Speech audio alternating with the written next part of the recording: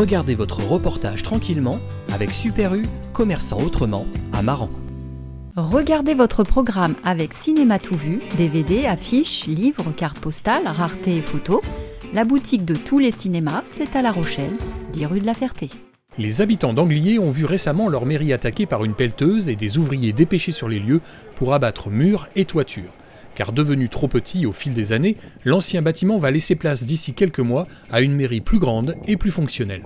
Les deux bâtiments qu'on avait dataient de plus de 40 ans et l'ensemble de ces deux bâtiments représentait à peu près, on va dire, 70 mètres carrés, donc vraiment petit, vétuste, beaucoup de travaux à refaire.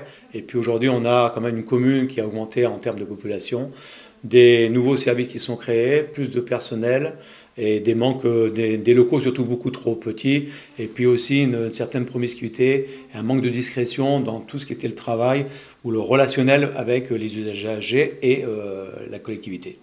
Alors, de l'ancienne à la nouvelle, ce qui a changé, c'est un bâtiment beaucoup plus grand. Donc on va commencer par ce qu'on regarde souvent, c'est une salle du conseil municipal qui sert aussi de salle des mariages, donc beaucoup plus grand, parce qu'aujourd'hui, la salle des mariages, dès qu'on rentrait à 15 personnes, le reste était dehors, donc sous la pluie ou au soleil, tant mieux. Donc aujourd'hui, une salle donc, beaucoup plus grande et cossue, des locaux plus conséquents avec un accueil, des bureaux qui seront des bureaux où chaque agent de service administratif aura sa place, un bureau digne de ce nom pour tout ce qui est urbanisme, et puis surtout ce qui nous faisait un gros défaut, c'était un local de stockage des archives. C'était une opération qu'on a commencé déjà en 2017, donc qui a mûri effectivement dans l'aspect technique mais aussi financier, puisque aujourd'hui, comme beaucoup de collectivités, si on n'a pas un certain pourcentage, on va dire, de financement, on ne se lance pas dans l'aventure. Donc on a passé plusieurs années. À ce jour, on sait que si on s'est lancé, c'est parce qu'on a des notifications.